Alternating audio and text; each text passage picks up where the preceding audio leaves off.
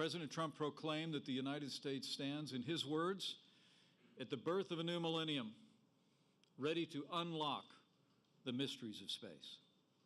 And since day one of our administration, this president has kept his promise to restore America's proud legacy of leadership in space, believing that space is essential to our nation's security, prosperity, and our very way of life. Last year, after it had lain dormant for nearly a quarter century, President Trump revived the National Space Council to reinvigorate and coordinate space activities across our government. It's my great honor as Vice President to serve as the chairman of the National Space Council. And I'm pleased to report that President Trump has already signed 3 new space policy directives to reorient our space program toward human exploration, unleash America's burgeoning commercial space companies, and safeguard our vital space assets with new space traffic management policy. But as Commander-in-Chief, President Trump's highest priority is the safety and security of the American people. And while too often previous administrations all but neglected the growing security threats emerging in space, President Trump stated clearly and forcefully that space is, in his words, a war-fighting domain just like land and air and sea. And just as we've done in ages past, the United States of America, under his leadership, will meet the emerging threats on this new battlefield with American ingenuity and strength to defend our nation, protect our people, and carry the cause of liberty and peace into the next great American frontier.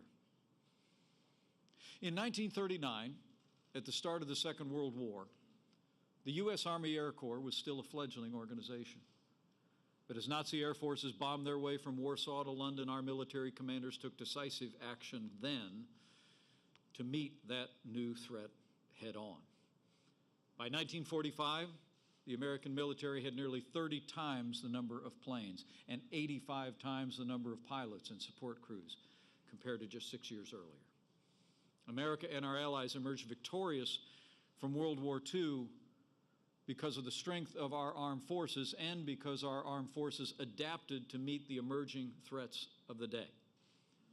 We knew that air power had forever changed the nature of war, so we marshaled the resources and the will to build the most powerful air force the world had ever seen. And just 2 years after that terrible conflict, our nation created a new branch of service to secure American dominance in the skies for generations to come, with the creation of the United States Air Force. Now the time has come to write the next great chapter in the history of our armed forces, to prepare for the next battlefield, where America's best and bravest will be called to deter and defeat a new generation of threats to our people, to our nation. The time has come to establish the United States Space Force. And that's what brings us here today. 7 weeks ago, President Trump directed the Department of Defense to immediately begin the process necessary to establish a Space Force as the 6th branch of the armed forces. The President made it clear that our ultimate objective is to create a new branch of our military that's separate from and equal to 5 other branches. Today, the Department of Defense will release a report outlining the first stages of our administration's plan to implement the President's guidance and turn his vision into a reality. This report reviews the national security space activities within the Department of Defense, and it identifies concrete steps that our administration will take to lay the foundation for a new department of the Space Force. Now, to be clear, the Space Force will not be built from scratch, because the men and women who run and protect our nation's space programs today are already the best in the world. And since the dawn of the space age, America has remained the best in space.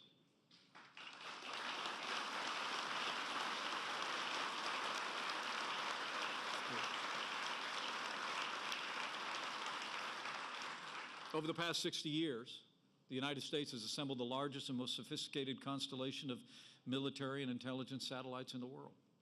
We've pioneered the technology to leverage American power in space here on Earth and give our warfighters the intelligence that they need and give our intelligence community the information they need to maintain a strategic advantage wherever our warfighters are operating.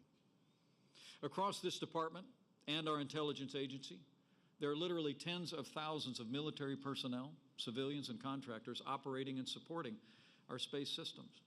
And together, they're the eyes and ears of America's warfighters around the globe.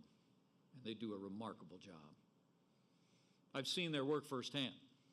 I traveled across the country to meet with the men and women who are fighting for America's future in space in my first year and a half on this job.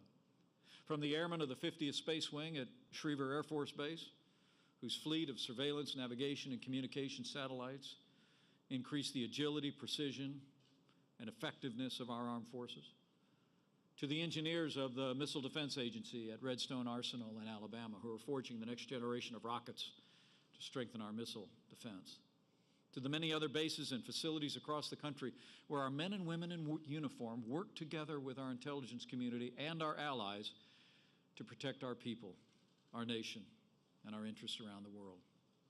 And over the past 18 months, President Trump and our entire administration have taken decisive action to strengthen American power in space as well. President Trump recently signed the largest investment in our national defense since the days of Ronald Reagan.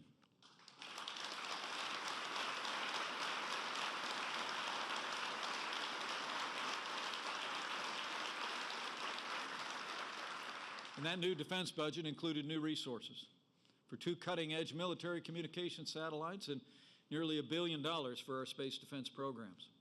And today, we renew the President's call on the Congress of the United States to invest an additional $8 billion in our space security systems over the next 5 years.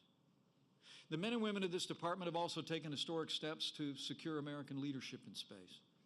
At the direction of Secretary Mattis, the Department of Defense is fielding a new generation of jam-resistant GPS and communication satellites, and new missile warning satellites that are smaller, tougher, and more maneuverable than ever before. And while these steps have been vital to our national defense, they're really only a beginning. They're only a beginning of meeting the rising security threats our nation faces in space today and in the future. As President Trump has said in his words, it is not enough to merely have an American presence in space. We must have American dominance in space, and so we will.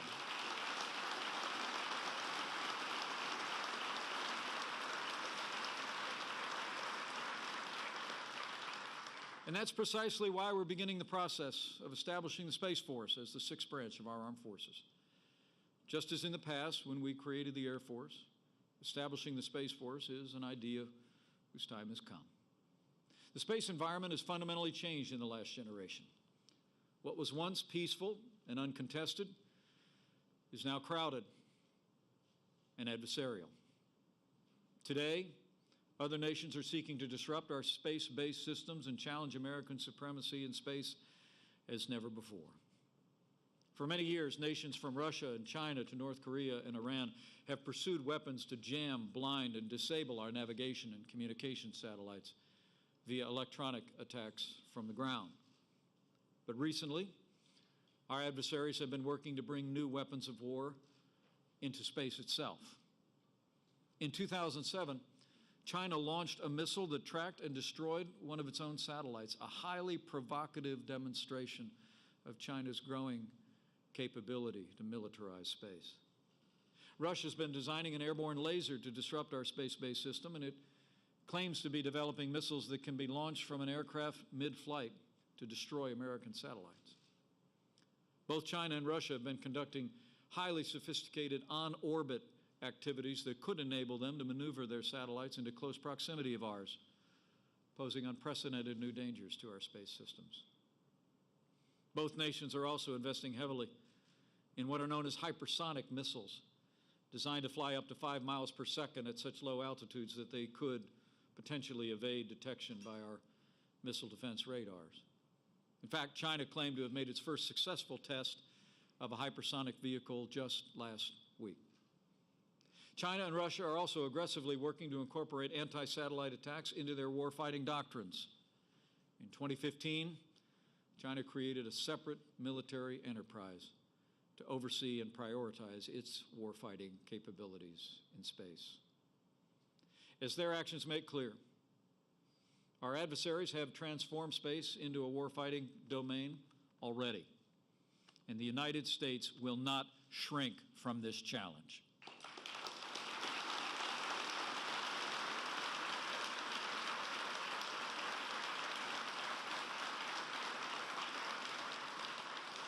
Under President Trump's leadership, we will meet it head on to defend our nation and build a peaceful future here on Earth and in space. America will always seek peace in space as on the Earth, but history proves that peace only comes through strength.